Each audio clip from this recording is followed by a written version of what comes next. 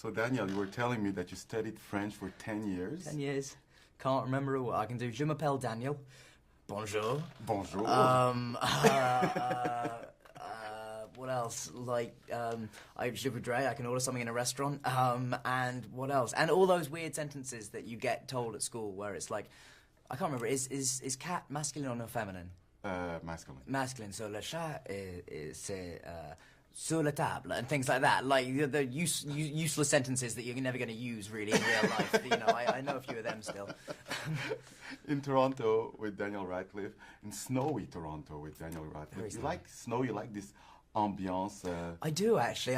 We were in Munich and now we were here, and both cities have had a lot of snow, and it's lovely because we don't get proper snow in England. We just get slush, so it's quite nice to have some proper snowfall.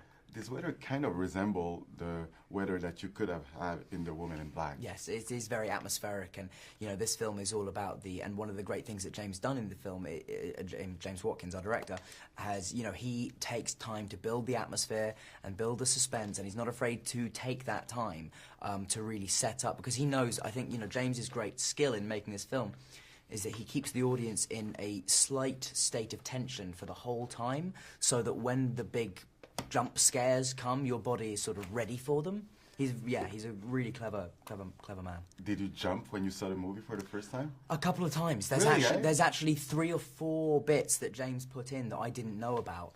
Yeah, that was interesting. I did find myself jumping. I also find I've seen the film 3 times now, and I don't think I'm going to see it again.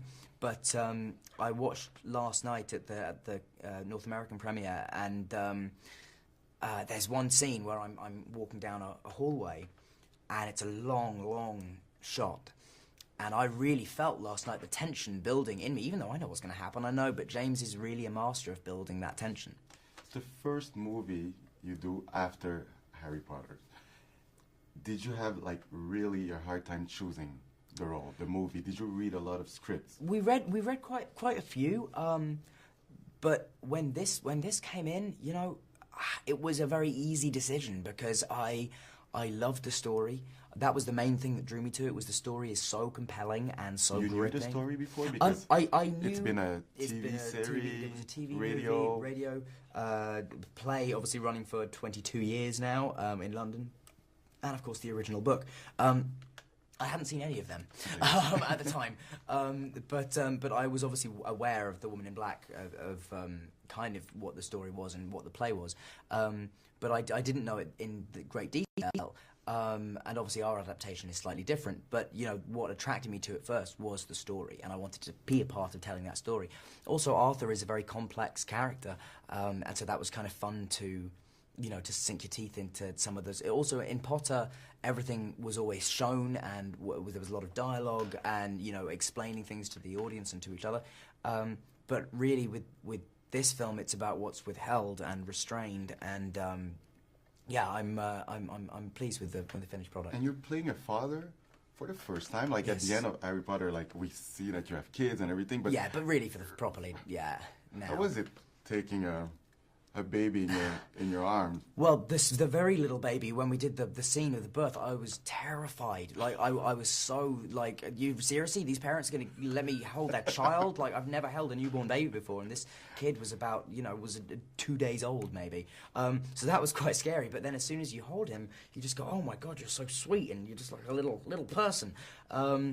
But with my son in the film, the kid who ultimately plays my son, is in real life is my godson, so I knew him very well and he knows me very well, so there was a natural chemistry there which I felt would help the relationship between father and son be believable. Okay, so you asked him to...